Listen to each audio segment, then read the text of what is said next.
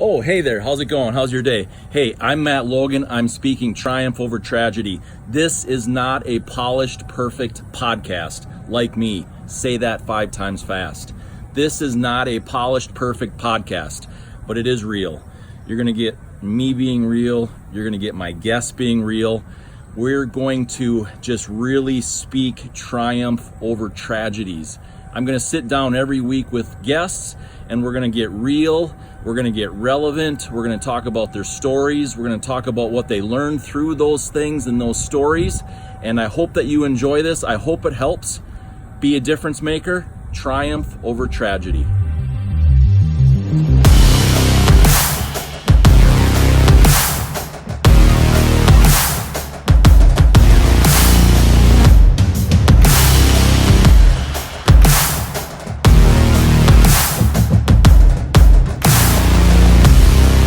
Hey, Sean. Hey, thanks for inviting me into your home. Well, thanks for being in my home, man. I mean, absolutely. It's an honor, huh? Way here down in St. Louis for me, 480 miles away from my house. Yes, right. But so yeah, you took a whole trip, man. It's a trip. Come from Minnesota. Minnesota.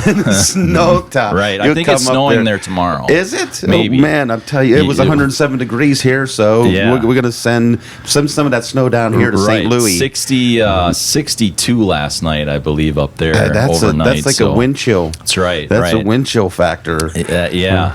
This is the first time we've met in person. Yes, we have. But a few years ago, I had the honor of being on your show. Yes. And I appreciated that very much. And, I called you for some advice and just to talk to you about this. And here we are. Yes. We're finally sitting face to face. Look at, I know, and camera to camera. I mean, seriously, man. You got everything. I mean, you're not, this ain't a rinky-dink rig. You came in here, it took you about 4 hours to set up, though.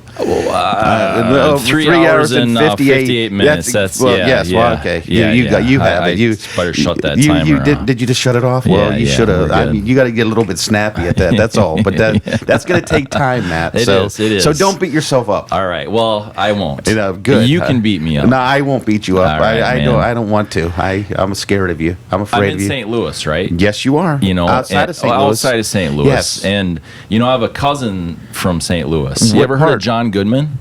Yeah. Is that your cousin? It's not my cousin, but he's from St. Louis. Yes. Hi, Denise. By the way, that's my cousin. That's and she's cousin. not actually from here, but she's lived here a really long time. So. Oh, really? Do you know what part? Like what part? Yeah, I probably better not say. She's fairly famous, and she is. Not really, but maybe. Maybe. Okay, so she doesn't want to say anything. Yeah, she lives on the other side of the border, on the other side of St. Louis. On the Illinois side. Okay, so she's across the river. We want to make sure we don't offend anybody. Okay, we won't. We won't offend anybody. So her name's Denise? Denise. Okay, Denise, you're okay. Yeah. We'll call you that. Hopefully she'll, listen or watch, but I'll have to tag her on it. Do you know who Sterling K. Brown is? I've heard the name. I'm not sure who that is. He's in This Is Us, the show. Right, okay. He's my cousin. Really? Nice. Are you pulling my leg like I tried to with John Goodman? Right. No, not really. John Goodman's from here. And so I was like, that's that'd be cool to be his cousin. Exactly. Yeah, he's a different color than I am. So. Okay. See, I heard the name. You wouldn't have known. Right. Well, Sterling K. Brown. Yeah. Everybody's looking like, wait a minute. Remember I said he's my cousin. Whoever knows. It can happen. Exactly. Right. Yeah. Exactly. We're going to talk about the elephant in the room. And that's not my words. That's my words. Yeah. Yes. And I was really inspired by that. Well, thank you. And the reason being is it's just real. It's transparent. Mm-hmm. It's vulnerable. Yes. We were on the phone, and I know your story, of course, but we were on the phone, and when you told me about that day, and I was just like blown away by that honesty. Yes. And we're going to talk about that. But you're great. A baseball fan. Big time baseball fan. Yes, you Cardinals. did. Cardinals. That's right. You can't first place. Yeah. Yeah. So, they're great. Yeah, they have the second most. Championships, World Series championships, next to the. New York Yankees. I never heard of them. You never heard of Yankees? Well, Yankees. Yeah, they don't matter really. I mean, they're in the American League, like Minnesota. Oh, sure. So right. People in the American League don't matter. So, right. anyways, yeah. Good. So yes, I didn't know that. You didn't know? I didn't know that they were the second. Yes, they are. Yeah. They're That's the biggest, incredible. Second biggest franchise. Yeah. So St. Louis Cardinals. If you're not a Cardinals fan, you ain't. That's God's team. So, anyways, yes, it is, huh? But I'm from Pittsburgh. Okay. So Pirates are second to me since the '80s. So so don't hold it against me, Pittsburghers, Yinzers. Right. They call them Yinzers. Yinzers. Yeah. Because we say Yins. My daughter lives in Philadelphia, so it's in the same state. So she gets the cheesesteaks. Yeah, same state. Yeah, east 4 hours east of Pittsburgh. Exactly. So cool. She get a Philly cheesesteak. I was just there. My wife and I were just there. Did you have one? Yeah, I didn't. What? I know. You went. Wait. You went to Philly. You'd have a Philly cheesesteak. Come on. No, but I had some peaches. We went to a peach festival and we went walking. I know. In Philadelphia. It's great. I didn't have a Philly cheesesteak, but I had a peach. It was delicious. Well, that's great. There was peach beer. I don't like beer. Yeah. But they had peach beer? They had peach beer at this festival. And I'm like, that's odd. All right, I'll try it. And you tried it. And you liked it? I had the whole glass. You like Mikey, he likes it. Maddie, he likes it. He likes it. The whole glass, dude. Wow, that's not a peach beer. Wow. I was in Ireland a year ago and tried a Guinness over there. Yes. I've never tried a Guinness before. I'm not a beer guy. Just simply not a beer guy. And you had a Guinness over there. I finished the Guinness. Was it different than over? Did you have one over here? I haven't. So you can't compare. I'm not sure I want to. I've just heard that it's pretty amazing over there. It is. And it's Dublin. different here. Well, that's where my mom and dad are born and raised in Dublin, Ireland. I walked all over Dublin. Incredible place, isn't it? It was amazing. It is. Yeah. I wore a pair of shoes out in Dublin. You did? Pretty much. In a week or what? Was you there for a week? I got these shoes like a month and a half after being in Dublin. Really? I literally wore my shoes out pretty much. Dublin. Yeah. It was Dublin, great. Ireland. You come out of here with the Blarney Stones and stuff. Did you get a shillelagh? No, I didn't. No. See. So here's the thing. Excuse me, Matt. You went to Philadelphia. I'm not very cultural correct. Okay, but here's the thing, though. Here's what politically you got. correct. But here's what you want to talk about the elephant in the room. Okay. Yeah. Here's the elephant in the room. And now it's me? Now, we're going to talk. We're here. Look, think about it. I'm just applying it to you. So you went to Philadelphia and didn't have a cheesesteak. That's from probably Geno's true. or Pat's. Geno's and Pat's are corner to corner, okay? Yeah. So you have to have a cheesesteak. And then you went to Ireland and didn't do anything with the Blarney Stone. I saw didn't the do Liberty anything. Bell. That's not a cheese. But the Liberty Bell's cracked. You know what I'm saying? True. So you go to there. So you went. But the Philly cheesesteak bread is cracked. But that's good. Oh, that's the way it's supposed to be? Why would they crack the bell and not crack the bread? If you're going to look at a cracked bell, you need to look at cracked bread. There you go. And then put cheese steak in there. Yeah. So and then you go and you didn't get a shillelagh. I better go visit my daughter again. You have to. And if you don't, you'd either try Geno's or Pat's. Okay. Okay. That's the two famous Geno's ones. or Pat's. Geno's or Pat's. All right. So got it. And then you went to Ireland and you didn't get a shillelagh. I didn't. Okay. And did you have Bubble and Squeak? I did have Jameson and I had Guinness. Okay, that's fine. But how about food? Like, what did you get? The culture food. You're supposed to eat, not just drink over there. I'm no, pretty sure that's all how they had all Irish right? people are either drunk or ruling the world. So there's either one or the other. So yes, if you're over in Ireland, you can smell beer coming off of everybody. Yes. Yeah. So I get that. So they had this river of Guinness, right? Yes. And you like literally could walk on the Guinness because it's so thick. I swear. Okay, they didn't have a river of Guinness. It wasn't it's a river. Not true. It's almost true. It's almost true. That Guinness is so thick. It's like a meal, man. It is a meal. Well, that's what they do: breakfast, lunch, and dinner. Yeah. And then have Bubble and Squeak afterwards. Yeah. All right. So and then coddle. So you didn't have none of that. None of that. And you know what a shillelagh is, right? I don't. It's a walking stick. Ah, okay. You know, I had no idea. You see, but that's I'm not culturally you walked correct. around and with no purpose. That's the thing. You have to have a purpose, Matt. I mean, my purpose is to just. I was looking around at all the but you amazing. should have said, "What is this? What's that? What's this?" Okay, now I get the culture. So you bring in the ambiance, and you say, "Now you could have been a true Irishman if you would have brought a shillelagh back. You would have been truly."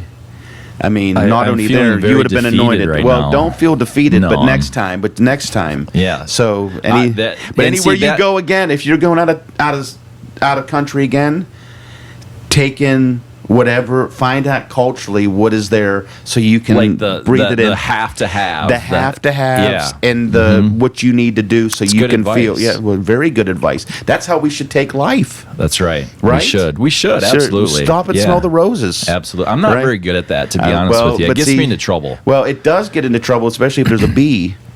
True. You know, there. So you just got to watch out for the bees. I don't mean smelling the roses. I mean not smelling the roses. Oh, you get in trouble not doing it. Right. See, but look, you didn't smell the roses by going and get a cheesesteak. Yes. You didn't go get a Blarney. You didn't look at the Blarney Stone and didn't find out it was shillelaghs. Exactly. So there you go. So that's shillelagh the message. Sounds like a food, though. But a shillelaghs, it's not. I mean, if you can try to eat it. I trust you. Do you know what the Joshua Tree is, right? Yeah. Okay, it's not just a U2 album. It's not? It is. Oh, okay. But a Joshua Tree is a true, tree. So you should I did find actually out. know that. You did know. I Okay. did know okay. that. Just he's getting it. So Yeah. let's go. Anybody watching this, tell Matt what to do. Am I right or wrong? Message me. Yes, and be tell him culturally up his correct. game. And Stop and smell the roses. Yeah, I'm so busy. I get into things and projects, and I'm bad at that. I really am. Well, and guess what? The message for you: slow down. I do. I really do. Don't be impetuous and say, "Okay, I'm loving life." Because think about it. Life goes by so quick. It does. Yeah. It does. Absolutely. I was looking at my daughter. My daughter will be 9 this Sunday. Yeah. And 5 years ago, a picture showed up on my Facebook. Right. And how little she was, and now she's 9. I mean, acts like she's going on 19. Yeah. And it's just like, you look at that, you're like, man, where Sunday did it go? is her birthday. Mm-hmm. The following Sunday, she is going to be probably like 17. She's FYI. I think she is. I think she's 16. Yeah. Going on 20. I mean, it's not good. I mean, I can't handle it. Right. Well, my youngest is 19. Wow, you're old. I am. You mean 19? Jeez. Yeah. 19. Isn't that crazy? That is crazy. Yeah, I love it though. Yeah. You love it because they're. It's I don't have to worry. I don't have to worry. I have a grandson now, man. Oh, you're a granddad. I'm a grandpa. Oh my goodness. Yeah, I love it. I got to hang out with him on Saturday. How old is he? He's 18 months. Wow. Right well, now. Congratulations, Thank you. granddaddy. Yeah, it's fun. Grandpa. Yeah. Just don't be your own grandpa. That's all. Right. Hopefully, now that I'm a grandpa, I can slow down a little and smell the roses. I mean, seriously. Well, that's the good thing about being a grandpa. They can come over to your house, but you can.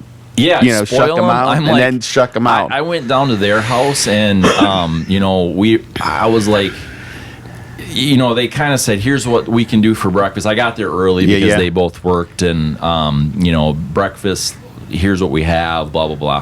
And I'm like, it's a beautiful day. Let's go down to get some donuts. Oh, what they say about that? Oh, that's okay. Okay. Yeah. Donuts. And then we had pizza for lunch. We went down to the local pizza joint, nice little small town USA where they live, and it's great. Wow! So you had donuts and pizza. Yeah, and, man, that's a fat man's dream right there. You're talking about moderation. Well, you can moderate, but I tell you what, I just put on 10 pounds just. You talking about it. Did you really? Oh, yeah, I felt it. Yeah. I mean, them fat pills, that's what I call donuts. They're fat pills. But they're so good, man. Yeah. First bite's a half moon, the second bite's a full eclipse with me with a donut. I mean, oh, man. Yeah. I can. That's what I said. I am a bodybuilder, as I tell everybody. Yeah. So I just built it with the wrong things. I'm a carbivore. So I built it with the wrong things. I didn't do the right kind of bodybuilding. I did the opposite effect. So I've been successful at bodybuilding. So I built my body. It's all bought and paid for. Right. So nice. Body that's by a Sean. great way to look at it. That's right, man. And now you're doing a different kind of bodybuilding. Now it's like I'm going against the grain right now. Yeah. So getting up all the weight, and I did it for a reason. I did it on purpose, Yeah. Yeah, right. I wish that was the case. Anybody listening and not watching, the elephant in the room is what? Let's talk about that real quick. That's a great question. So, me let me go back a little bit and give you sort of a 30,000-foot view of my life. Yeah. At 6, I told you, I just said my parents were born in Dublin. They moved here. My oldest sister and oldest brother were born there as well. They moved here. I was born in 1970. Yeah. And then I have 5. I'm the youngest of 5.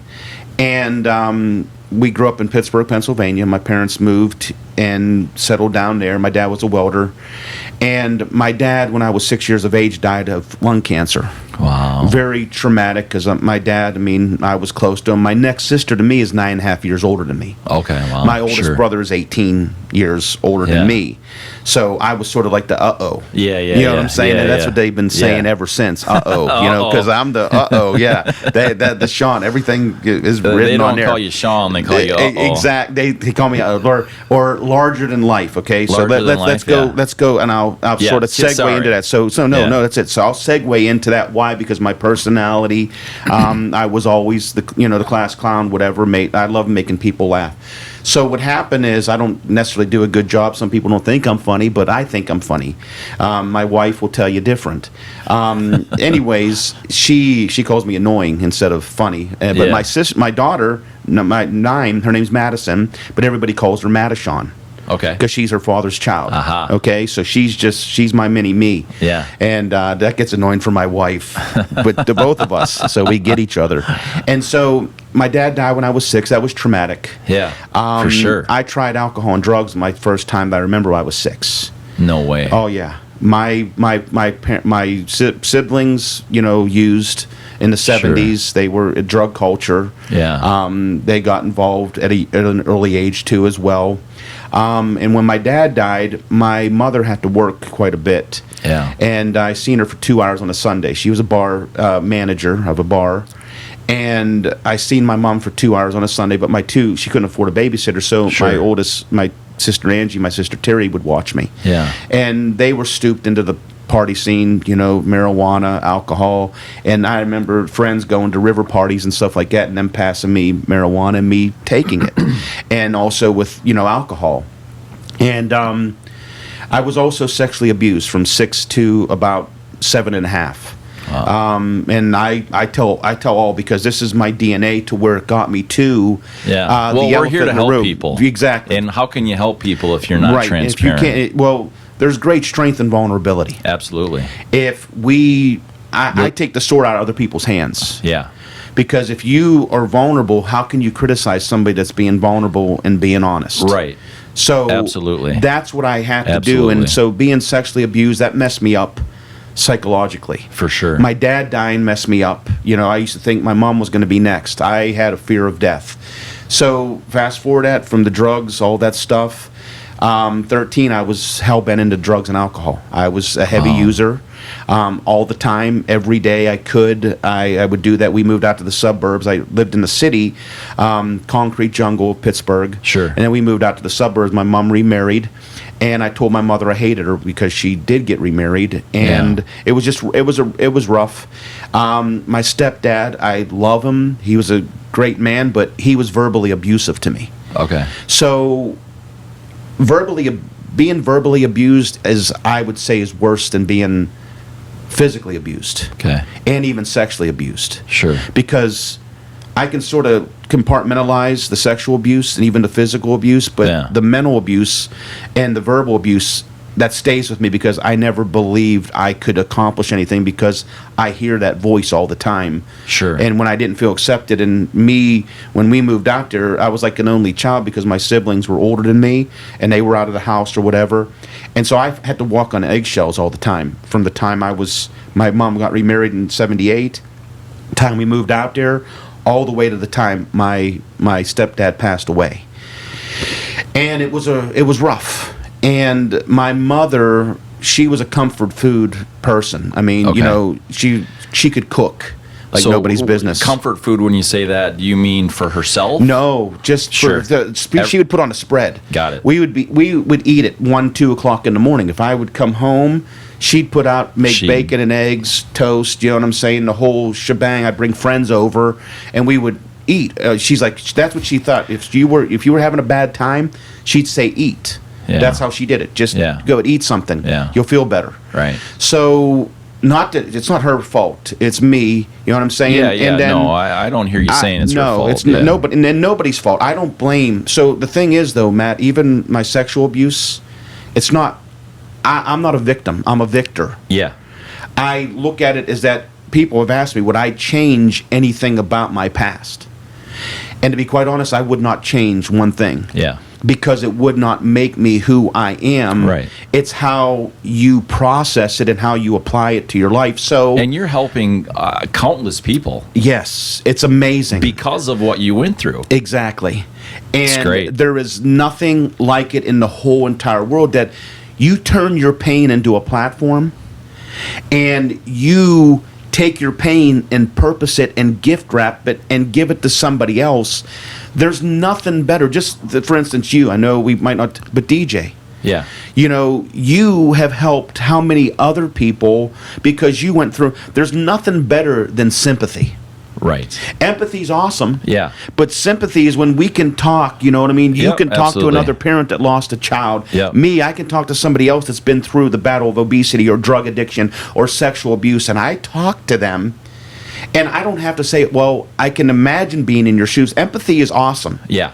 But sympathy is the bridge builder. Yeah. Empathy is what gets us over the bridge. You said platform, pain platform. Let's pause there for a second. Now, I talked to obviously a lot of people, and I know you did school assemblies for a while, and I do them often, and one-on-one stuff. Here's the thing that I run into the most is people kind of get into that place that the platform, they think that in order to move on or to help others or even quite honestly help themselves, they have to take a giant step up, right? They have to, that platform has to be like, we're talking in the World Series and they're singing the national anthem type platform. Right. But, you know, in my experience, and help me out here, my experience is when you're in that hole, your platform is just taking a step. Correct. That's it. And it doesn't even need to be a step up. Just a step forward. Correct. You know, small tweaks lead to great peaks. Nice. I love that.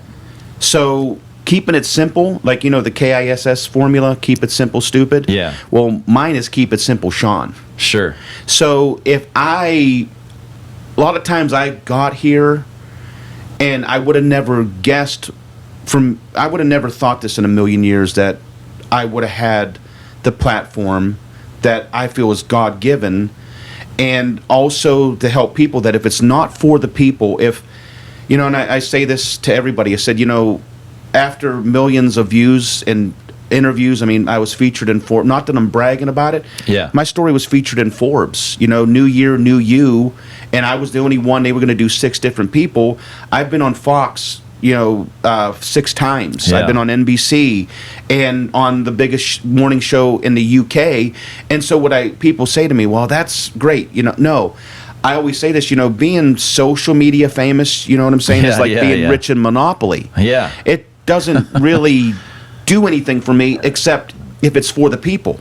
Right. So my thing is that my platform, rising tides floats more ships. Yes, yes. So I want my tide to rise so I can put other ships out there that are proper ships that aren't going to take and steal the wave. Right. And that's my mission, is I want my tide, and as my influence rises, you know what I'm saying, and have a full, you know, ebb and tide, you know, and have it to where more ships, bigger ships, and things that I can do. So it's not about me. Yeah.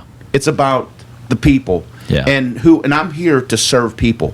Yeah. And however I got here and through so that means your pay is out of this world, It right? is out of this world. Yeah. I got dividends that, you know, I lay up treasures in heaven. You know what I'm saying? I'm not, you know, this stuff is material. You know what I'm saying? Yeah. Do you want to have money? Yes. You need money. It's a tool. Absolutely. You Yeah. have to You have have to money. have it, for and sure. people to say, well, money isn't everything. Well, they've never been rich. Right. You know what I'm saying? And Yeah. I do want money to help more people. Yeah. Because it's the equation of that I have to sort of be ready to receive it. Yeah. Because a lot of times I was like a opposite-ended magnet. Okay. I would push against the things that are coming my way that I knew was coming down the pike, and then whenever I embraced the elephant in the room was my weight. Yeah. I wouldn't even talk about my weight. My highest weight I got to was 687.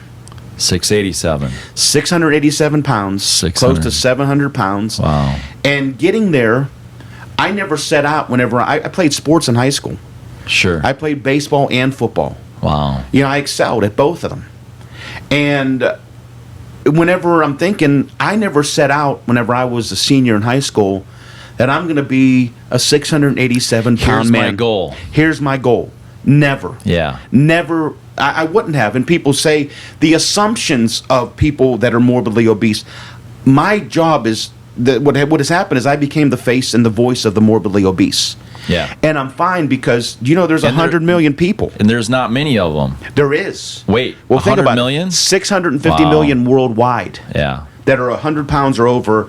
30% Say that of the again. 100. So 650 million worldwide. Yeah. 100 million in the United States. Yeah. So a third of our population is obese. 30% of them never come out of their home. Because think about it. That's Now, staggering. but watch this. Now think about this. Not anything to you, Yeah. but you said, well, there's not that many because you know why? You don't see them. That's exactly why They're I said hiding it. in the I shadows. knew that already based off of our conversation. Correct. I wanted to keep pulling that out. Well, see, think about it. Absolutely. Everybody knows that what people do is they hide in the shadows of obesity. The world has no accommodations for us. Sure. The world wants us to lose weight. Go ahead. Let me just. Yes. I'm going to be real frank. Please. Should the world have a place for you? Yes. Okay. What does that look like? Here's what it looks like. I'm not saying they should or shouldn't. No, good. I want- like it. I like it. I Give wanna it to leave me. that Throw out. that Yeah, stuff to me. yeah. Be an adversary. You know Why what I'm saying? should they? Here's why. Obese people need to own their obesity. Yeah. I would never get any help if I didn't own it. Yeah. Amen. So I'm not a You victim. can't. I did this. But there's other things. Now listen. There's do you know- contributing factors. There is. For sure. But you can't. It's not an excuse. It's an explanation. Yeah. Okay. Yep. There's a big difference. Big difference. I have medical problems. Yeah. I have lymphedema. I have stage 4 lymphedema. So medical problems from what? Medical problems, whether genetics. Yep. I have other things. My hormones. Yep. My everything. My pituitary gland. My glandular. All that. Now think about this. But wait, that's not an excuse.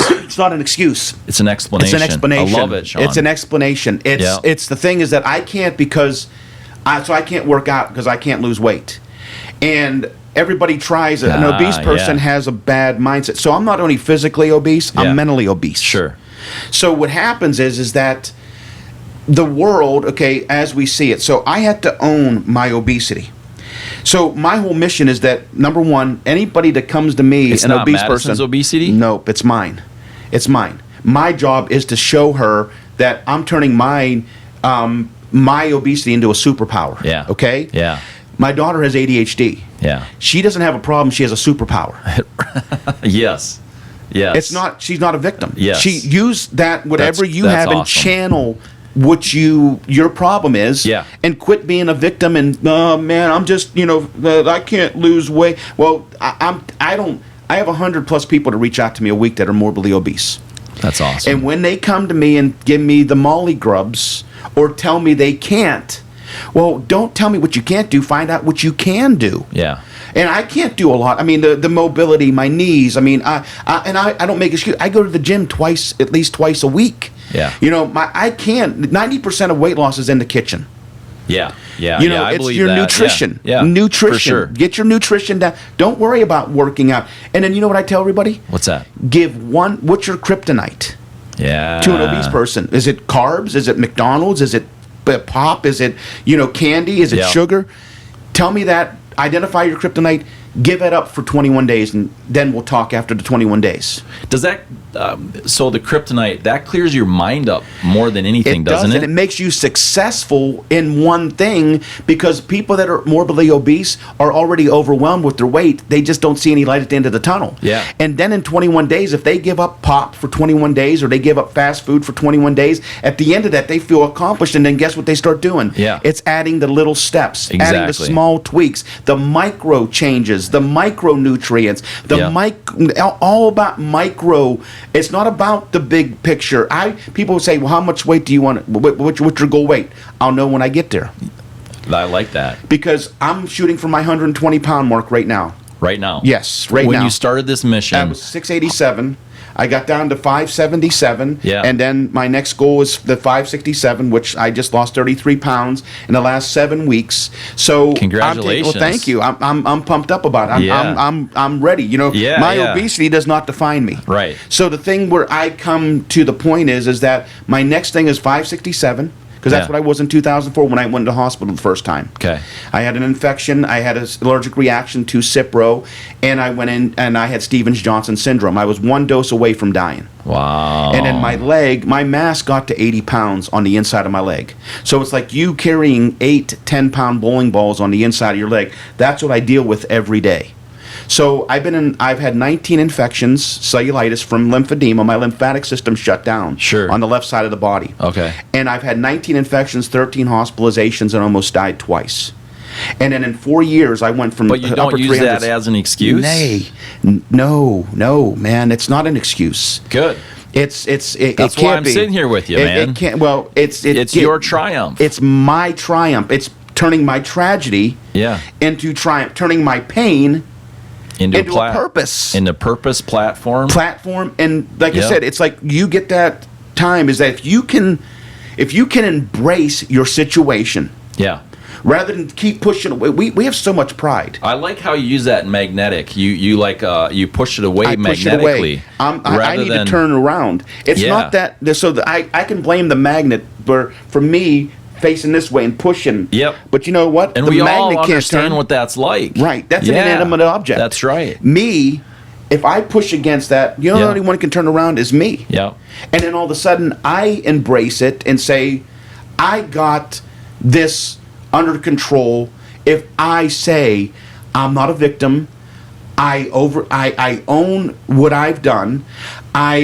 Have no excuses. I have my dreams are bigger than my excuses. Man, this sounds easy. It does sound easy, but you know what? It's not. It's a total mindset that I had to spend 5 years. I've been on my journey for 8 years. Okay.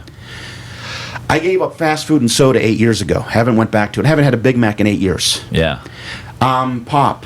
I used to drink 2 liters a day. Wow. Now, have I had it? Yes. I have cheat meals. I have treat meals. I eat whatever. On that meal, I eat whatever I want to. My trainer works with me. Yeah. And so you got to be human, number one. Yeah. And they think, well, we're just a fat kid that's stealing the cookies or the cake. Right. Well, no. See, people say, they assume that I'm addicted to food. No, I'm not addicted to food. I had a bad relationship with food. Yeah. So addiction, you have to eat. You don't have to do drugs and alcohol to survive, but you have to eat. But they don't look at. So the assumptions is everybody assumes a fat person, an obese person, got there, and the world's only solution for us is eat less and move more.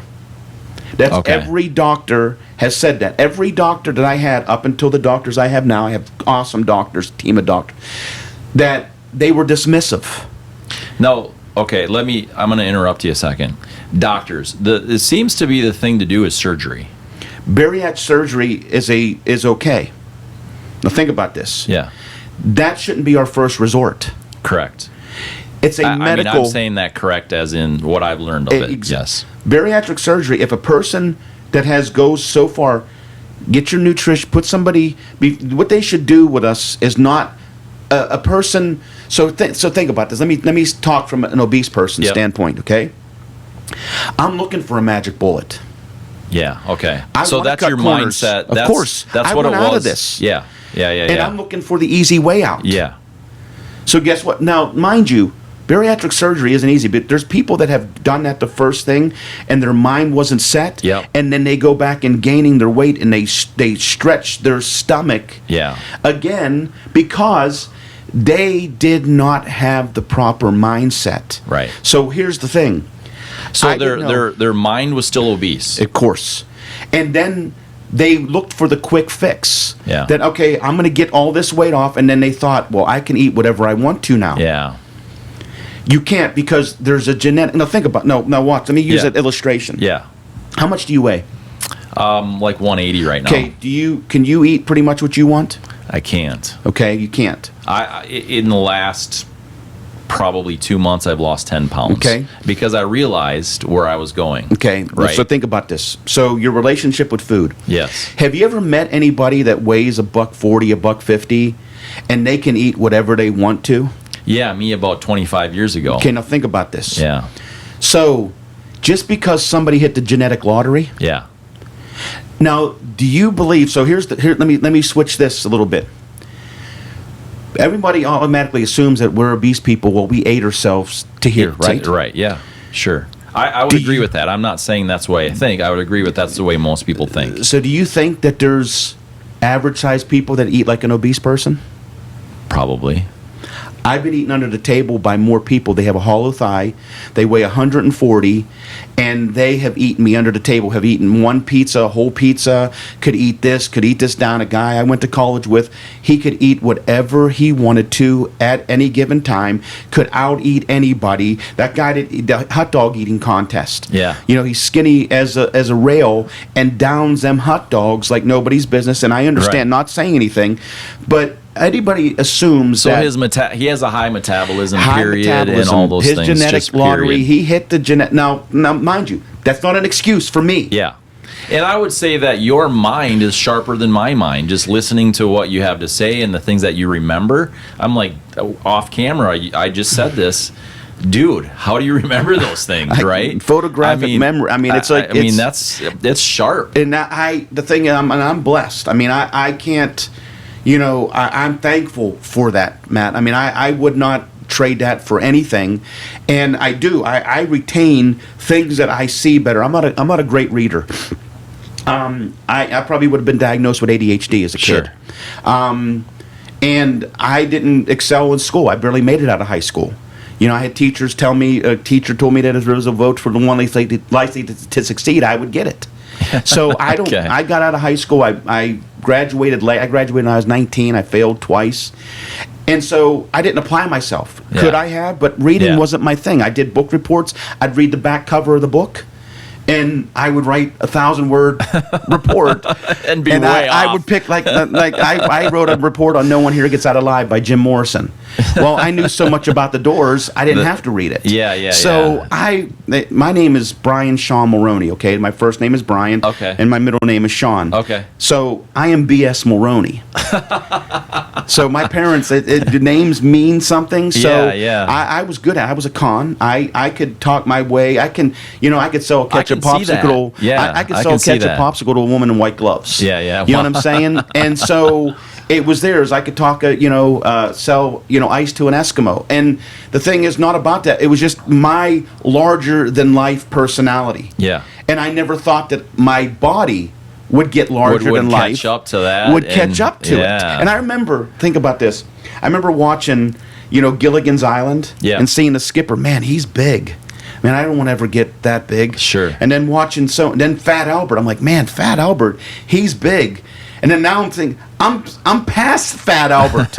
You know what I'm saying? It's like the levels of fatness. Like, Fluffy, Gabriel Iglesias says there's different levels of, Fluffy. Whoa, wow, whoa. You know what I'm saying? And whenever you excel at that. And the thing is to embrace it. And what I've done is to mock it is to manage it. Okay. So what I do is I beat people to the punch on, because I don't want people, I'm disarming people. You didn't always do that. I did. Yes, I did. But tell me, you told me the day that you really realized the elephant in the room and you needed to talk about it. Yes. Because obviously you knew your weight. I did. And you knew that. Wouldn't even talk to my wife about it. Right. But then there was that talk about that moment, because that was powerful for me. Yes. Well, here's the moment, okay? I'm going, I'm getting ready to do a group of assemblies in Jefferson City, Missouri. Yeah. I was doing 5 assemblies in 2 days. Yeah. And that was close to, I think, 10,000 students in that 2 days. So all of a sudden, I'm going there, and I remember I had 3-screen projection. Okay, I had three projectors, 3 screens, and every time I would go in there, I would show my picture of me growing up in drugs and alcohol. I played drums. I was a drummer in a rock band. I mean, we did pretty well too, as well. I gave up sports for music, because of the drugs took me over, and I just pretty much, I used to go to baseball games wasted, and or hungover. And so what happened was, I got there and I used to show my picture of what I looked like whenever I was their age. And what my thing was I said, I sat where you sat. Yeah. And I used to say to them, I said, you know what, you can either be a success or a statistic. Yeah.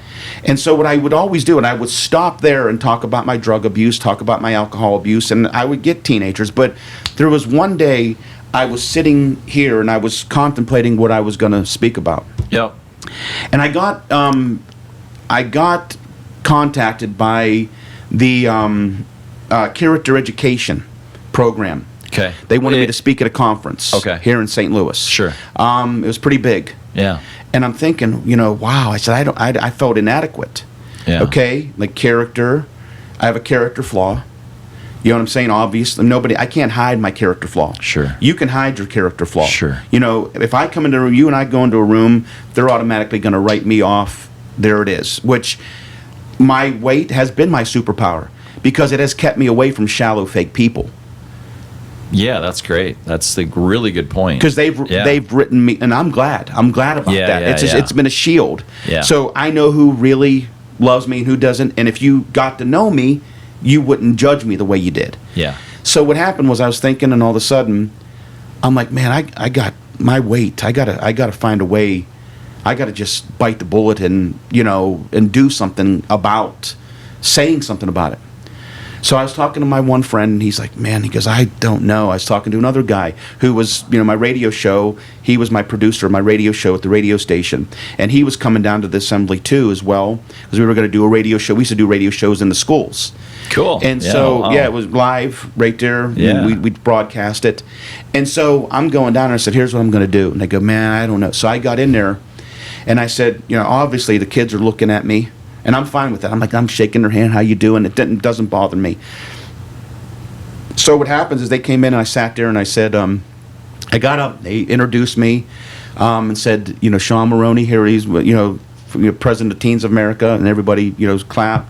I got up there. I said, listen. I said, let me talk about my story. I said, I want to talk about, and that's the first time I ever said it. I want to talk about the elephant in the room. Yeah. And I went through the series of things that I've been through, from alcohol, sexual abuse, boom. And I said I got all the way that, people come in here and share stories about how they lost a child, how they come in with a wheelchair because of a drug overdose and they're brain dead or whatever the case may be, or they lost an arm or a limb. I said, that's not me. Yeah. I said, I'm coming in here, my choices, the choice is yours, but not the consequence. And I said, my choice Say that is, again. the choice is yours, but not the consequence. Right. You can make any choice you want to, but you don't get to choose the consequence. That's right. So what happened was I said, I made a lot of bad choices. I said, you know where it got me to? My elephant in the room. And they're like, what are you thinking? Yeah. I'm like, man, yeah, you're as big as an elephant. And I put a joke in there, and they laughed. And I sort of, took that sword out of their hand. Yep. And they laughed. And I said, you know what I did? My choice is at your age. I never set out to be an obese person. Yeah. I said it got me to 687 pounds. Yeah. And I said, I'm on a weight loss program. And then all of them just erupted and gave me a standing ovation whenever I said that. And I've lost X amount of pounds. Yeah. And they were like just cheering me on. Yeah. And because whenever all of a sudden my friend looked at me that was there, both of them looked at me and they're like, good call. Yeah. And it wasn't And that's I really wanted the to. time. That's really the time when you told me that story before. That's the time that clicked with me that you finally became transparent. Exactly. That you finally said, up to this point, this is what happened to me, but that was what happened to you. It was the best thing. It wasn't me. You were in front of those students and you weren't being you. No. And at that moment, finally, it was incredible. You were you. I was. There was nothing I had hidden. Right. I talk about my sexual abuse. That's Yeah. hard to talk about for some I bet. people. Drug addiction, that's hard to talk about. I bet. But you talk about your weight Yeah. and your obvious character flaw, Yeah. I have nowhere to hide. Yeah. And then that vulnerability opened up, and all of a sudden, that day I did that, Matt, my whole world changed. Yeah. I'm talking But it wasn't about easy. No. And we talked at I length struggled. about how hard that I was struggled. and still is. It is. I struggled because there's haters. For sure. You know, but see, haters to me are motivators. Yeah. I love haters. Yeah. I try to turn a hater into a lover. Yeah. If they're going to hate me and me working out, doing the battle ropes, or me doing my exercise, I do a lot of my things, and I garnered 60 million views of all my videos, Wow. which is amazing. Yeah, My that's first video that I incredible. shared, and it is incredible. And I shared my first video in January 2017 when my trainer took me on. Brandon Glore is a godsend to me. I got turned away at 35 plus trainers. Yeah. They didn't know how to work with me. They didn't know how to work with an obese person. So what I say is that you say so they would just turn you away. They The wouldn't easy say thing yes. to do is just the doctors were dismissive, like I said. And like we go back to the other question, you said, well, should the world accommodate us? yeah. Let's go back there. So think about it. So when I embraced the elephant in the room, Yep. things started changing. I started taking my health seriously. Yeah. I started saying this is do or die. My daughter was born in 2010, Maddie. Yeah. She made me a dad. It took us 12 years to have her first child. Yeah. And I'm thinking, I don't just have my wife, I have my daughter. Now I cut that umbilical cord. And it started getting real. My second daughter, Olivia, was born. She's 5 right now. Yeah. I cut that umbilical cord, Matt, and I was like, Yeah. man, I'm my why is being manifested. Yeah. So my why, people ask me, what is my why? Oh, I didn't want to die. Yeah. And then my daughters started coming into the picture. And before that, so like in my experience and what I tell people, I went through a Job year, as you know, Yes. and I'm not here to talk about that. But what I am here to say is just to add my 3.5 cents in with that. I wanted that pain to end. Yes. I didn't want my life to end. I did too. I wanted that pain to end. Right? I did too. I mean, it was hard. It is hard, and I wanted it to end.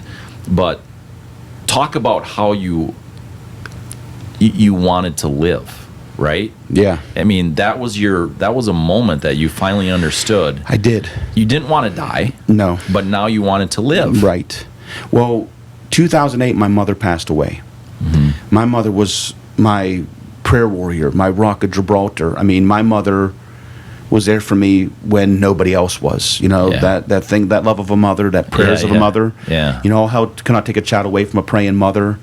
And you can ignore what you say, but you can't ignore the prayers of a mother. And I did ignore my mother for many years. Sure. When my mother passed away in December 29, 2011, I was in the hospital in the beginning of December. Okay. That month. Yeah. And my mother was onslaught of dementia and Alzheimer's, but we didn't know she was going to go that fast. Yeah. So I'm in the hospital with infection, and I remember being in the hospital and then looking up to heaven saying, I don't want to come out of the hospital. I didn't want to live. Yeah. I didn't want to put it, yeah, you're right. I didn't want to die, but I didn't want to live. Yeah. I was You done. wanted the pain to end. I did. And most people think that, okay, in order for the pain to end, you have to die. I do not agree with that. Right. There's I solutions. understand, that's right. I Yes. understand that you want the pain to end. I get that. I completely, Yes. 100% embrace that the pain Yes. has to end. Correct. Your life does not. Your life doesn't. You got to find a solution. Which That's right. so in that hospital stay though, here's the other kicker. Yeah. My mother. Okay, at the end, I'm in the beginning. I was in the hospital. I was getting lymphedema therapy at the hospital that I went to, and my therapist said to me, "Why don't you come? If you get another infection, come to the hospital. We'll do therapy on you here." Okay. And I did that. And Yeah. I go into another hospital that takes care of me. Well, I went into this hospital, Matt. Yep. The nurse came into my room, my wife standing there and waiting for a bed for me. She goes, "You're a fat, lazy pig. You're kidding. As God is my witness." She says, "I don't know." She goes, "I don't want to hear what you have to say. Your opinion doesn't matter to me." My wife and I looked at each other Wow. Like in shock, like is this like, looking for cameras or whatever? That's how right. bad. Yeah. You're And she thinking was that this is some kind of practical prank. joke. I really was. And my wife her mouth hit the floor, and she wasn't joking. She walked out. My wife went immediately to the head nurse and said, "You need to get this nurse away from my husband." Yeah. Well, anyways, she filed a report. The doctors there didn't know me from Adam. Yeah. They assumed everything about me, except they would not get my report, my medical records from my doctor, nor from the hospital that I went to for years. Sure. Okay, because like I said, this is like my 15th infection at this time. Yeah. And this is like probably my 8th or 9th hospital stay with it. I'm almost one a year. And so what happened was they said to me, the infectious disease doctor came in, and I said, "Well, did you get my records from my, he goes, "Well, you're a diabetic." I said, "I'm not a diabetic." Now watch this, Matt. Think about this. So everybody automatically assumes that just because you look unhealthy doesn't mean you are unhealthy. Okay. And just because you look healthy doesn't mean you are healthy. Correct. Okay? Yeah. So I know people that are normal weight that have high blood pressure. My blood pressure is? What's that? 130/70. Wow. You know what my A1C is? No idea. 5.1. Wow. You know what my cholesterol is? It's better than Probably most mine. anybody. Well, it is. I mean, and the thing is I've been blessed as a good constitution as far as that's concerned. Yeah. Now things catch up to you. I have different ailments. Okay. Right. So they put me on I said, "I'm not a diabetic. They go, "You have heart problems." I don't have heart problems. Yeah. So they treated me that way for 7 days. So I'm laying in the hospital. My therapist comes up, and she got matter of fact with me. And she said, "Sean," she goes, you're missing out on life. You're trapped in your body." Yeah. And I was like, "Leslie, wow." It's like, I wouldn't have taken that. From just anybody. Right. But she cared. Yeah. People don't care how much you know until they know how much you care. And she did care about what. And I said, "You're right." And instead, I was in the hospital, and I looked up and I said, "Lord, just take me home." Yeah. My wife couldn't come up. There was a snowstorm. Wow. And she couldn't come up for the whole duration. So I'm all by alone with these doctors that were treating me like a guinea pig and didn't have any respect for me one iota. Yeah. And so what happened was that was the thing. I got out of there, and that's whenever I gave up soda and fast food. Okay. I got out, and I was looking at the water that I was by my bed, and I said, and then that's when the commercial came out for McDonald's. Good morning, good morning. And I'm laying in my bed, and that song comes on, and I sort of perk up, and I'm like, right. So I get out. It's like a God thing. So I would have thought before that would have turned me and got me into a downward spiral, because for 1 year my wife was severely worried about me. Yeah. I withdrew Rightfully from so. everybody. I withdrew from everything. Yeah. I didn't do a thing. Yeah. And so what happened was, when that happened, I came out, and that's whenever I gave up fast food and soda. Nice. And haven't looked back since then. But for 5 years, I spent getting my mind in shape. See, if you don't get the mind in shape, you'll never get your body in shape. Get your mind in shape. What I started doing was I got a Fitbit. Okay. It's not even close to like mine. Well, my accountability partner. Okay, this is my first accountability partner right here. Okay. I started tracking and journaling my food, what I ate. Okay. I've been tracking on MyFitnessPal for 7 years now. Wow. Every day, I haven't missed a day. And I put my calories in there. I'm in between 1,500 to 1,800 calories a day. Yeah. And I did that for 5 years before I had people were turning, that 35 plus trainers that turned me away. Yes. And so you went into those trainers saying, "Okay, I called them up. I need help. I'm mentally ready. I've done this." And they look at still, me. They say, "Well, why don't you try my product?" So they wanted me to be their poster boy. Sure. Okay? Yeah. They wanted me to, they looked at me as a cash cow. Yeah. Pun intended. Yeah. You know what I mean? Or a cash elephant. Right. And so, I go to the doctor. The doctor said, "Well, you need to lose weight." Really? I never knew that, doc. An obese person wants to lose weight worse than anybody else wants them to. I suppose. It's just that people assume that we're fat, lazy, and we're gluttons, and you eat 10,000 calories. I've never eaten 10,000 calories in my life. Yeah. I never have. Yeah. And like I said, I've never been addicted to food. I have a bad relationship. I would eat bad. Eat fast food. Think about it. Eat fast food 3 times a day. Oh, How many right. calories? How many, grease, all that stuff. Yeah. Get a pizza, drink a 2-liter of pop every day. Drink caloric drinks. Well, drinking your calories is the worst thing you can do. Sure. Breads, pasta, you know what I mean? I'm a carnivore, you know what I'm saying? Yeah. I like carbs. And so I had a bad relationship with them. And so what had happened was that elephant in the room, whenever I discussed that and embraced that and started leading me down and going to the hospital, that bad hospital stay, my mom passed away, which that was devastating to me. Yeah. I had to say goodbye to her over FaceTime.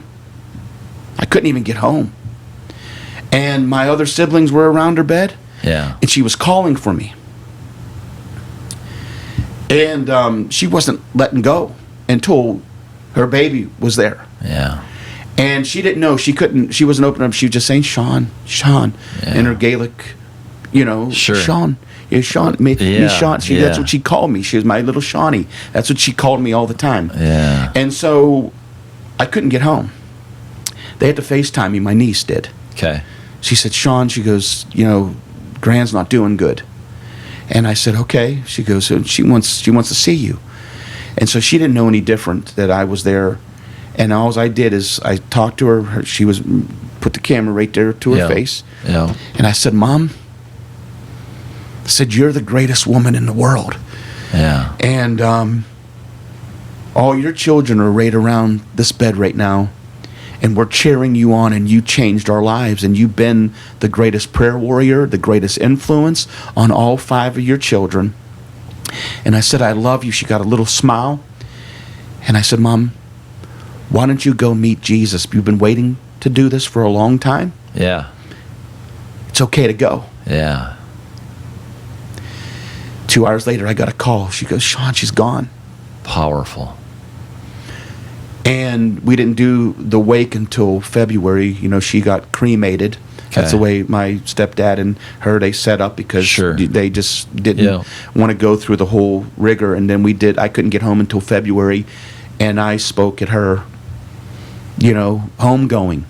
And that's what we called it. It was a celebration. Yeah. My mom and having the picture. And my mom did change my life. Yeah. My mom, through that, and she only got to meet Maddie. Okay. She never got to meet Livy, or she never got to meet, Kenzie. Of course, Kenzie's 2 Yeah. and full of it. And so the changing point. I love how you just slid that in there, well, man. She's terrible 2s, yeah. and turbulent 3s are coming down too as well. Right. And so when Kenzie was born, here's what happened. So 5 years getting my mind in shape. Yep. I used to think you have to get healthy in order to lose weight. Sure. Well, you have to get healthy before you do lose weight. Yeah. So it's a whole process. So Yeah. I wish I would have been down, 200 pounds by now. It hasn't. I hit plateaus. I Yeah. retain fluid, all that. Not an excuse. Yeah. It's an explanation that I have to keep fighting through it. But you're fighting through it. Fighting you're through fighting it. I'm through battling. it every day. I'm struggling. I'm sharing my struggle. Yeah. That's right. what I do with my videos. I Yeah. say, I don't want to go to the gym. I hate going to the gym. Yeah. I love the after. So I've had to do a sort of a mind hack. Yeah.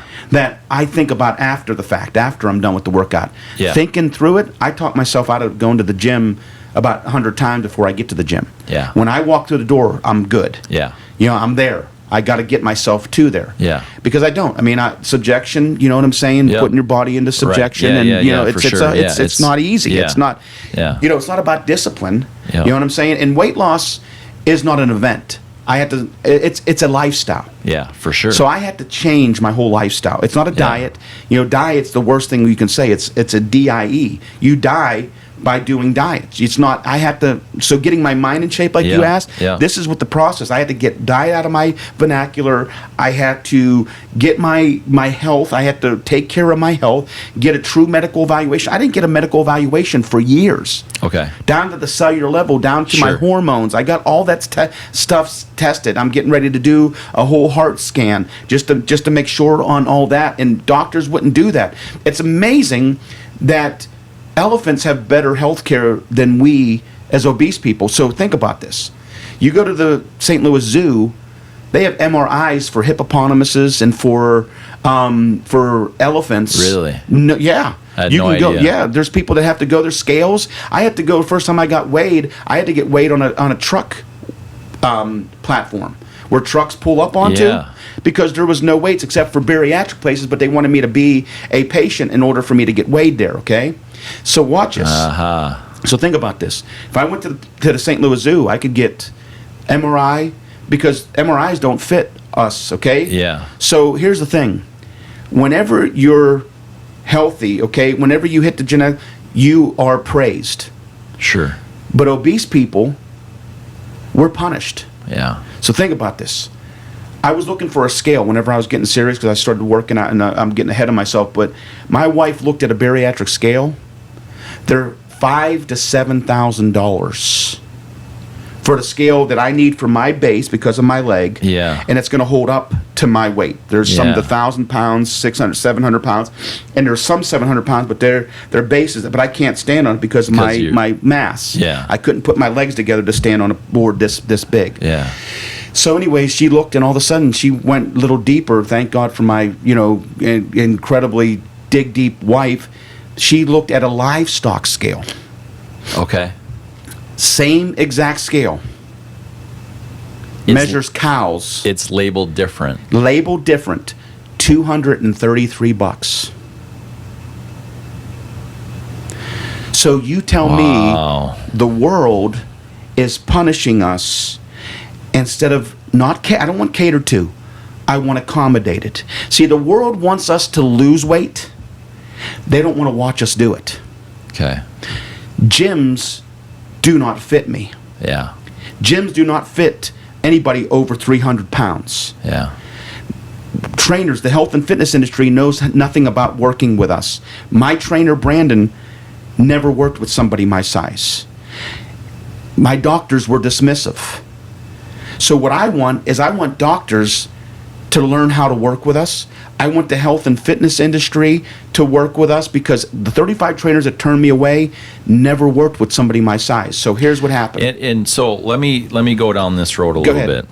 So what I'm thinking here right now is when you talked about how you were mentally obese, you weren't mentally prepared for it. No. So do you think, is it possible that some of those trainers I don't know how long they've been doing it, obviously, I don't know who they are, but have they been doing it long enough where they're like, you know what, we're not prepared for the mental side of it, and therefore we're not going to be prepared for the physical side of it? I don't know. It's a good question. But there's where my mind is at. Okay, but- Because I would go into a situation like that, and I'm not a trainer, obviously, but I would think that's the first thing that I'm thinking. Like, I would investigate it, which means I would find out the mental side of it, and then I would experience it probably a couple of times, and then I would be like, you know what?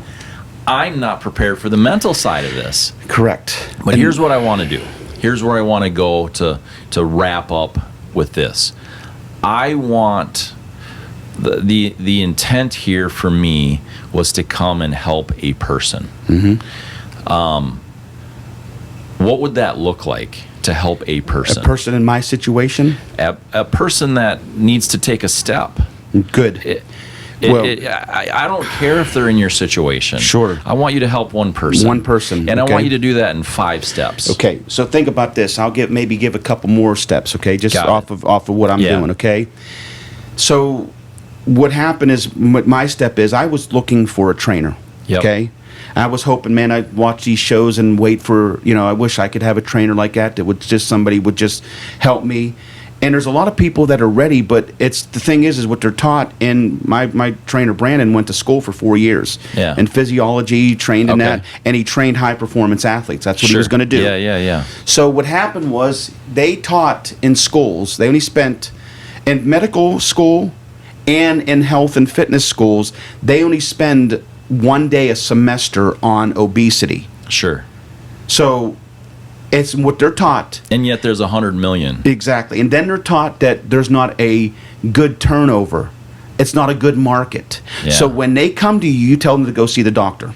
Sure. And when the doctor, because they weren't taught, go see somebody that can help you with weight loss. Sure. So it's a revolving door. So you're just going. I'm going around in circles. It's a catch-22, and then you sit there. You know what I do? Forget it. Yeah. I'm just gonna. I'm this way. Here it is. So we know it's that way. Okay. What do we do? Okay. What does one person do? One person. Here's the thing, is get out of your way. Yeah. Get out of your your own way. way. Your own way. Get out of your own way and quit being a victim and quit feeling sorry for yourself. Yeah. Just like what I did that day. My third daughter, Mackenzie, was born on December 26, 2016. Yeah. I cut the umbilical cord, and I'm going to tell you what, that got real. Yeah. I like, no, wait a minute. It's time for me to get out of my way. It's it. So I said, okay, I'm holding her in the hospital. My mother-in-law brought me home and my two daughters, and she took my two daughters, so because we had to get up at dark 30 in the morning. Yeah. And so my wife was having a C-section, so we got home. She said, I'm going to take the two oldest so you can get a nap. I didn't get a nap. You know what I did? Yeah. 3 miles away, there's a gym right here. Okay. Picked up the Google. I put the name in. What's the number? I got on. Boom, boom, dialed the number, got on the phone. Yep. Okay, I'm getting out of my way, right? Yep. I'm quit being in the Molly grubs, quit feeling sorry for myself, Yep. and nobody's coming to me. Well, you need to go to them. And your daughter was just born. Just born that day. Yeah. And he's like, and what Time to happened get is out we of- wait for people. Well, nobody's going to help me. No, you go and you step out of your comfort zone. Yeah. You know, get out of your chair. That's what my thing is. I had to get out of my chair. Yeah. That was my comfort zone. Yeah. I had to get out of my chair, bite the bullet, and say enough's enough. So I got on the phone, and there was a receptionist that answered. Said, "Is there a trainer I could talk to?" Yeah. And she said, "No, there's not." I said, I dumped everything on her. Yeah. Yeah. I said, "Here it is." I said, "Whether you listen to this or not, here's where I'm at." Right. I gave her my whole story. Yeah. And she could have said, "Oh, okay, here." Anyways, here's what she said. She said, "Sean, I'm so sorry to hear that." Yeah. And she said, "I got somebody that could possibly help you." Yeah. She said, "I'm going to leave the note on the train." I've heard that before. Sure. Hour later, "Sean, this is Brandon Glore." I said, "Brandon, how you doing?" He goes, "Hey," he goes, "I heard you read a little bit about your story." He goes, "I want to meet with you." Nice. Like, sure. I said, "This week's hard." I said, "My wife just had her third child." He goes, he says, "I get it." He goes, Yeah. he goes, "How about I come to your house?" Whoa. I said, wait a minute. You want who does that? Yeah. And he says, "How about tomorrow at 2?" And I said, "Okay." Step one. Step one. I got out of my way. Yeah. I quit being a victim, quit feeling sorry for myself. Now here it's getting real. Yeah. So No hiding it anymore. no, I'm done. So I always joke. I say Brandon wanted to come to my house just to see how fat I was. So I tell everybody that, and he laughs. He's like, the first interview we did like it. He's like, he had that big smile because he's like the David Spade. I'm the Chris Farley. You know what I'm saying? Sure. Type aspect. Right. As he's dry as a popcorn fart. You know, and I'm always cutting up in the gym and making people laugh or singing or whatever. And he's like, you're not working hard enough. He goes, "You want to work?" He goes, I said, if I don't laugh or sing, I'm going to cry. Yeah, is what I tell him. Yeah. And so, anyways, he gives Nobody me that wants look. to see that, right? No, man, no. But I ain't gonna see a grown man cry. You don't want to do that. I can't. And so he says, I'll come tomorrow. I called my wife. I said, "Hey, I got a trainer coming to the house tomorrow." And normally she said, "Oh, the house is a mess." She goes, "Okay, right, whatever, great, awesome," because she was up on drugs after the C-section, so she didn't really, She's like, "Wow, okay." Anyways, she didn't. She's like, "Good." So next day he comes, knocks on the door, comes in. We sit down for 2.5 hours. Wow. And he looks at me, and here's what he said to me. See, you said about trainers not knowing the mind. Yeah. If you give a person like me a chance. Yeah. And get into their mind. Right. I'm not saying that's right. No. I know you're not. But I'm addressing it. Yeah. He knew I was ready. Sure. And here's what he said to me. He said, "I'm going to take you on." Yeah. I said, "Wait, I'm deaf in this ear." I said, I'm deaf. I'm seriously deaf in this ear. I said, "Say that in this ear." He goes, "I'm going to take you on." Yeah. I said, "That's great." I said, how much is this going to be?" I said, I know train. He says, "I'm taking you on for nothing." Wow. And I didn't notice at the time he wasn't taking on any clients. He was booked. He starts his day at 3:45 in the morning every day. Oh. On his Instagram, he showed a picture of him walking up to the gym at 3:45. Ready, clients come in at I think 4:30 or whatever. Yeah. And I said, I said, you are. I said, how's this going to work? I just wanted to, make sure, Yeah, yeah. And I Is said, this real? This is real. I said, have you ever worked with anybody my size? Yeah. He says, never. And I said, wait a minute. I said, have you ever been obese? Have you ever been overweight? He goes, not a day in my life. Yeah. Because my mother's the same weight since she was in seventh grade. Oh my gosh. So he just doesn't know it at all. No, not at all. Yeah. And I said, how's this going to work then? Yeah. And here's what he said that changed my life. He says, you want to learn from me, right? Yeah. Yeah. He says, I want to learn from you. Wow. And for 2.5 years, we've been learning. Yeah. He's been learning. And then it went from my story to a movement to a revolution, which is the obesity revolution. And then a year after that, to the day off my Fox interview, we did a contest. Brandon came to me and said, I want to take 4 people on to reach out to you at no cost. They have to write a 250-word essay. Yeah. And then we'll get down to the final 10. We had 500 people sign up. Wow. Right at the night of the interview on Fox, my first interview, has 7 million views in itself. And we were going, I was reading all of them, and I was like, I want to take all of them on because it hit so close to home. Yeah, absolutely. And Brandon was, so we had to come up with a team of 10 people to get down to the final 10. Okay. And we got down to the final 10, he was going to make a phone call to them. Yeah. And say, you're a finalist. Yeah. And they were like, oh, so I didn't think I was going to win. And it was so hard because I had to do a Facebook Live and tell the other people that signed up that, sure, we have the final 10 and we called the names out and you'll be getting a phone call. And I just start getting messages, this people crying, sending, oh man, I'm not going to make it. I said, you are going to make it, not this time. But anyways, he said, called him up. He came back to me and here's what he said. He said, Sean, he goes, I can't take on all 4. I'm like, oh, I said too much. He goes, no. He goes, I got to take on all 10. I would love to meet this guy. Will, and we that's what I was hoping we could have did it this time. But he's booked to the gill, right. And we're filming tomorrow, so at the gym. So he had to get some time out of the way. Yeah, of course. And so what he said. And we're going to do a follow-up. We need to. And Brandon, Brandon is gold. Brandon is the guy is so incredible. So what happened was he took the first day we had the 10 come. Some of them were by video. Some of them, Steve Aker, we call him Big Steve, Big Journey. He couldn't even get to the gym for the meet and greet on January 13, 2018. Yeah, we had to do it via video. He had lymphedema. He was like me. He reached out to me. Yeah. And I called. He didn't think I was going to call him. He just said, I just want to tell you how great he's seen your interview. And I said, give me your number. I called. He goes, this is Sean. He goes, this ain't you. I said, yeah, I'm calling you. I said, I want you to get in on the contest. Nah, I don't, And he wouldn't even do an interview with me. And he's like, nah. I said, sign up. So he was one that won, Stella Mannion. We call her Stella is Striving. That's what her name is. She has over 30,000 Instagram followers. She's down 218 pounds. Wow. Collectively, since last January, they're down over 1,000 pounds. Nice. And the gym, he built a gym called Prescription Fitness that fits all of us. There's no equipment to fit in. There's none of that. Everything is, and he teaches us that our bodies are the greatest gym. Yeah. And so what happened was because I got out of my way. Yeah. I owned it. Yep. I became a better version of myself. Yep. I embraced my situation. Yep. I had intrinsic motivation. Yep. I simplified and stabilized my environment. Yeah. I transformed my habits, and then I'm accountable and responsible for myself.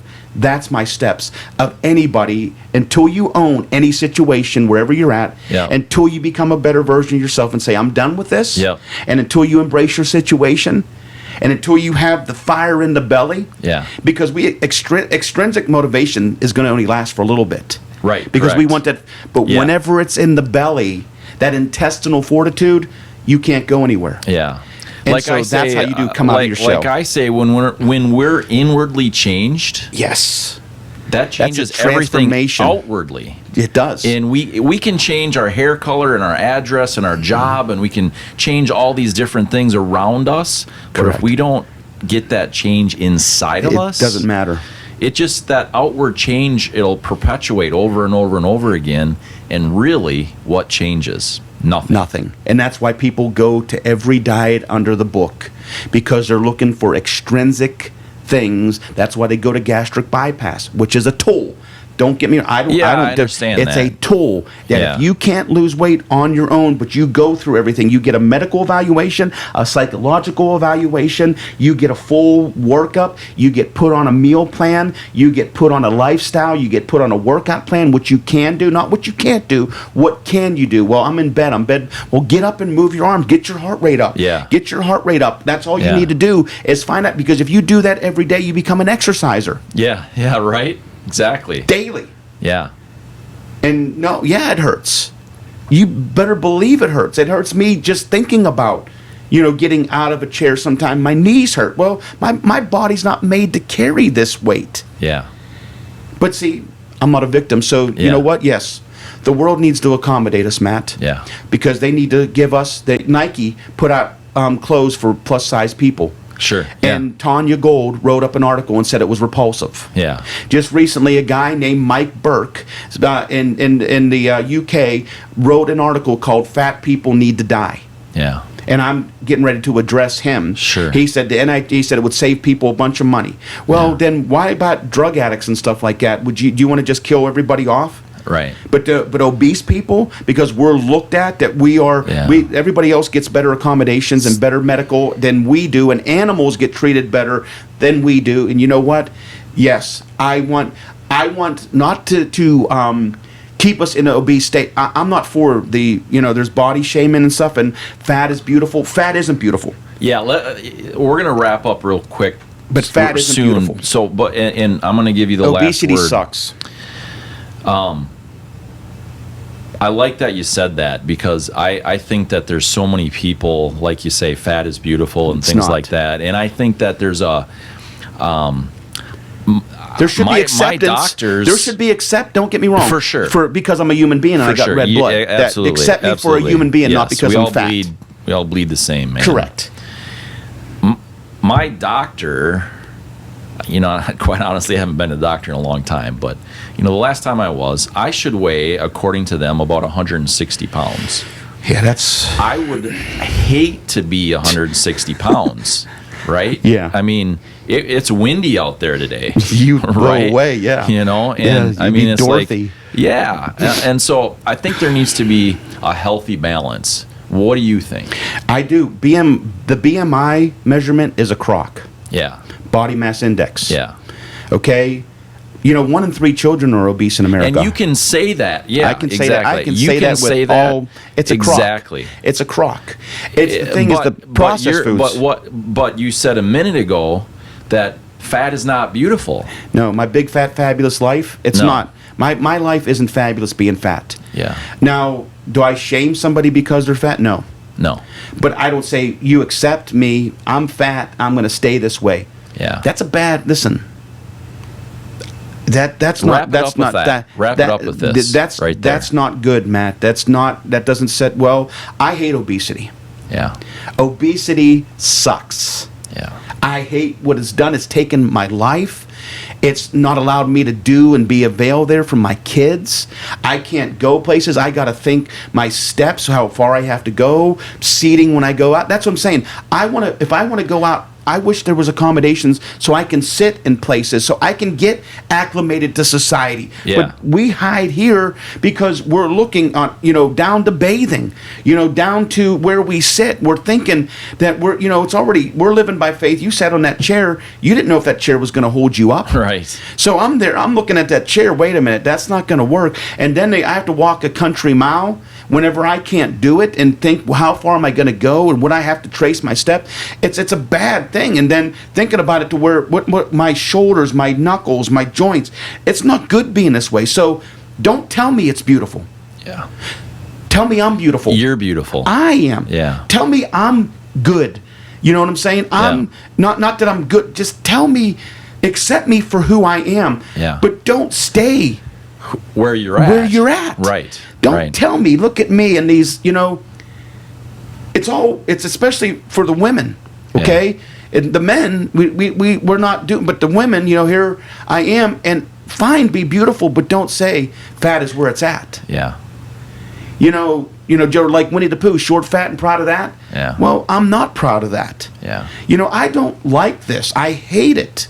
But if you don't like something, then you fix it. Yeah. You find a solution and say, if you're sick and tired of being sick and tired, and the thing is, I've had so many friends die of obesity complications. Sure. A lot. Since the communities that I have and that I am part of, that I get brought into, or they share my videos. I mean, and the thing is I tell them, no, don't accept being fat. But I tell the world, accept us. Yeah. For being us. Yeah. But help us are get where we need to go. Yeah. Give us the gyms that accommodate us. Listen, why is it? Obesity is going to rise in the next 5 years. Is going to go up 37%. Sure. So think about this. Obesity is a pandemic, a global pandemic. 65% of Australia is obese. Sure. UK, 55%.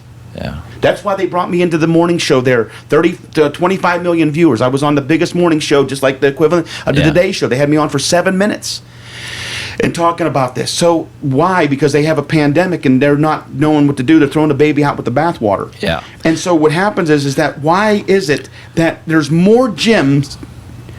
There's 24-hour fitness. There's not just Gold's Gym whenever I was growing up. Yeah.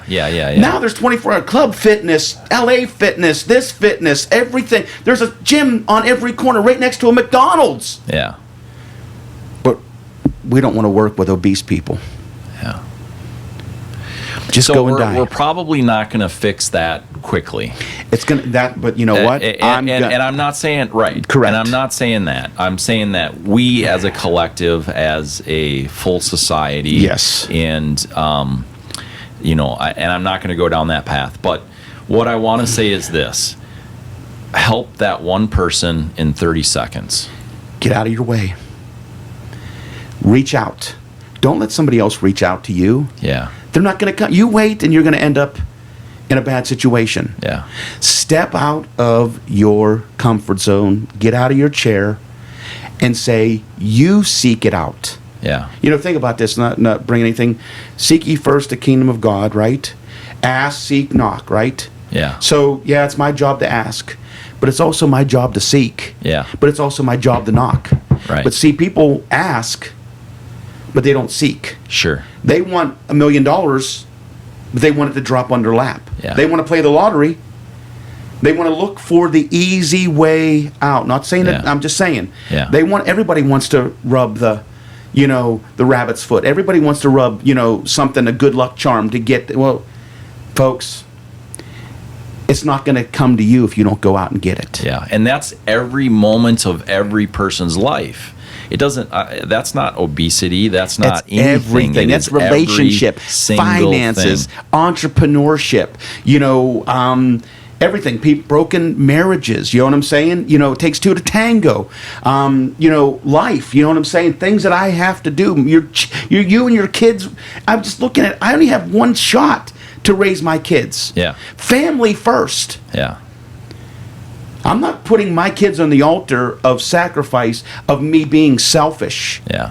If I don't give them the best life, and guess what? You can give the best life. I gave them what I can at this weight. But my thing is, I want to ride roller coasters. Yeah. My daughter's an adrenaline junkie. Yeah. She loves every ride at Six Flags. So guess what? One of my goals is her and I to be side by side. Nice.